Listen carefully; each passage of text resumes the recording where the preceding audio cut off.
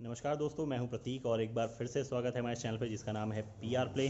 और काफ़ी लोग पूछ रहे थे मेरे से कि आपकी कार में सीएनजी लगा हुआ है, जो क्विड है, तो कैसा एक्सपीरियंस है और क्या पिकअप वगैरह में कोई इफ़ेक्ट पड़ा है या असर पड़ा है, क्या इफ़ेक्ट पड़ा है और साथ में आपको लगवाना चाहिए कि नहीं, और लगवाएं तो किन बातों का ध्यान रखें, इस बारे में जानेंगे।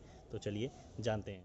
मेरे पीछे ये कार खड़ी है जिसमें सीएनजी लगा है, और मैं आपको बता दूं ये 800 सीसी है, यानी कि 8 लीटर इंजन के साथ है। तो इस पर इफ़ेक्ट बहुत ज़्यादा पड़ गया है। और आपको मैं बता दूं कि अब कभी कभी बीच में रुक जाती है, कभी अगर आप हिल पे इसको ड्राइव करना हो तो चढ़ती ही नहीं है। और सीएनजी के साथ ये सब प्रॉब्लम हो रहा है। हालांकि अगर हम फिर से उसको पेट्रोल में कन्वर्ट करके चलाएं तो कोई इसमें दिक्कत नहीं आती है। तो पिकअप बहुत ज़्यादा डाउन हो चुका है, और इंजन की वॉट लग रही है, एक तरह से बता सकता हूँ मैं। तो चलो मैं बताता हूँ इसके बारे में ज़्यादा। तो काफ़ी समय हो गया इस कार में सीएनजी लगे हुए, और मैं आपको बता दूं कि सक्सेसफुल नहीं है बिल्कुल। और काफ़ी इसमें प्रॉब्लम हो रही है इस समय। पिकअप बहुत ज़्यादा डाउन हो चुका है, और एक इंस्ट्रूमेंट पैनल पे एक मार्क भी आ जाता है। ज़्यादातर सीएनजी लगवाते हैं अपनी कार में तो एक साइन आता है इंस्ट्रूमेंट पैनल में, जिसमें आपको साइन वो इंडिकेट करता है कि आपकी वायरिंग या कहीं कार में इशू है इलेक्ट्रॉनिक पार्ट्स में।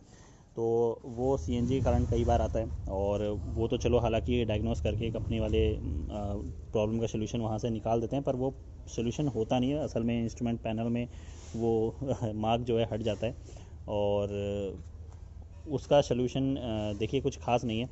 और मैं आपको बता दूं क्विड कार है, ये 800 सीसी है। तो मेरे ख्याल से 800 सीसी के लिए सीएनजी बिल्कुल भी सक्सेसफुल नहीं है। बिल्कुल यहाँ पे बैंड बच जाएगा इंजन का, और वही हो रहा है इस समय इस कार में।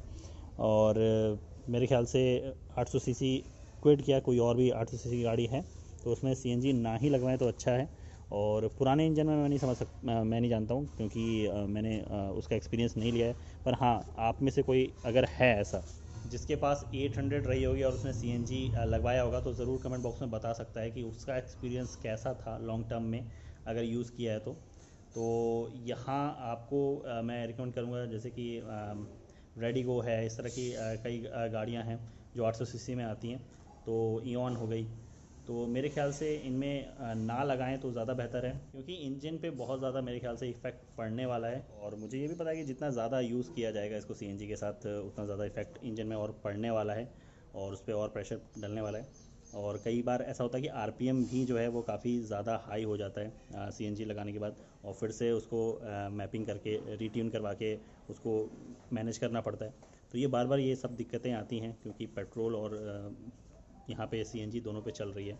प्लस हमेशा ध्यान दें, ज़्यादातर गलती क्या करते हैं लोग कि अपनी कार में पेट्रोल रखते ही नहीं है, सिर्फ सीएनजी रखते हैं और सीएनजी पे लगातार चलाते रहते हैं। तो जब भी अपनी कार में अगर आप सीएनजी लगवा भी रहे हैं, कोई भी गाड़ी हो, तो ज़रूर ध्यान दें कि उसको पहले आपको पेट्रोल में चलाना है। हालांकि अब ऐसे ऑटोमेटिक स्विच आ चुके हैं, वैसे स्टार्ट तो गाड़ी पेट्रोल पे ही होती है, उसके बाद वो कन्वर्ट होती है वहाँ पे सीएनजी में। और जो ऑटोमेटिक स्विच हैं उसमें अपने आप ये चीज़ होता है, और मैनुअली आपको करना पड़ता है जहाँ ऑटोमेटिक स्विच नहीं होते हैं। तो इन सब बातों का ध्यान रखें अगर आप अपनी कार में सीएनजी लगवाना भी चाह रहे हैं, तो मेरे ख्याल से 1000 सीसी से ऊपर में ही लगवाएं। वैसे मैं आपको सच बताऊं तो मुझे अभी भी 1000 सीसी पे भी डाउट है कि उसमें भी उतने बेटर तरीके से ये परफॉर्म कर पाएगा कि नहीं कर पाएगा। अगर आप किसी 1000 सीसी की कार में यूज़ कर चुके हैं लॉन्ग टर्म, अगर आपको एक्सपीरियंस है, तो ज़रूर आप अपना रिव्यू दे सकते हैं नीचे कमेंट बॉक्स में, ताकि और लोगों को हेल्प मिल सके।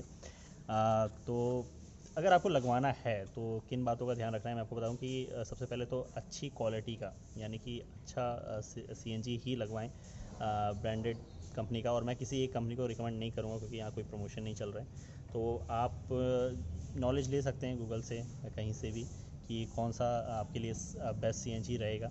और दूसरी बात कि अपने एरिया में ध्यान दें कि आसपास सीएनजी पंप है भी कि नहीं है, क्योंकि काफ़ी लोग मैं देखता हूँ लगा लेते हैं बस कि शौक़ के लिए कि हाँ सीएनजी वाली या तो गाड़ी ले लेते हैं मारुति में जाकर, पर उनके दूर दूर तक एरिया में कहीं सीएनजी नहीं होता है। और मैंने खुद ही देखा है, एक्सपीरियंस किया है कि जैसे कि इस एरिया में जहाँ दहेज वहेज और ये सब चीज़ें चलती हैं, तो मांग होती है भैया हमको तो सीएनजी वाली गाड़ी चाहिए, मारुति वाली वैगन आर।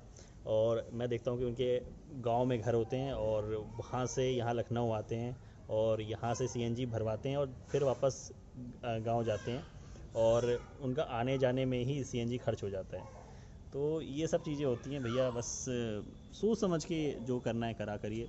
और कंपनी फिटेड अगर सीएनजी है तो वैसे ज़्यादा बेहतर रहता है, ना कि आफ्टर मार्केट सीएनजी लगवाना।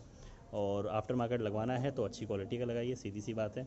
और मैं यहाँ पे सीएनजी सिलेंडर की बात नहीं कर रहा हूँ, जो 14 लीटर का आता है, साथ में आपको 12 लीटर का मिलता है। 12 लीटर का थोड़ा लंबाई उसकी ज़्यादा रहती है और पतला होता है, और 14 लीटर का थोड़ा यहाँ पे मोटा हो रहता है। तो इस तरह से रहता है। और पूरा सीएनजी किट जो है वो आपका बेहतर होना चाहिए, यानी कि अच्छी कंपनी का होना चाहिए। तो जो कनेक्शन वगैरह है, सब वायरिंग वगैरह जो यूज़ हो रही हैं उन पे भी ध्यान दें जब आप जहाँ से सीएनजी लगाएं, कि वो बेटर तरीके से होना चाहिए। इंजन पे बहुत ज़्यादा मेरे ख्याल से इफ़ेक्ट पड़ने वाला है, तो अच्छा है कि सीएनजी ना लगवा के आप पेट्रोल पे ही इसे चलाएं। और बस मैं यही इन्फॉर्मेशन इस वीडियो में देना चाह रहा था, ताकि आप ये गलती ना करें जो गलती हुई है इस कार में सीएनजी लगवाने के बाद। वैसे मैं इसके लिए एग्री नहीं था, पर फादर इस कार को यूज़ करते हैं तो उन्होंने लगवाई थी। तो आज की वीडियो में फ़िलहाल इतना। इस वीडियो को पसंद आने पे ज़रूर लाइक करिएगा, शेयर करिएगा, और ऐसी कुछ इन्फॉर्मेशन आपको चाहिए तो नीचे कमेंट बॉक्स में ज़रूर मेंशन करिएगा। तो जल्द ही मिलते हैं। सेफ ड्राइव करिए अपने लिए, अपनों के लिए।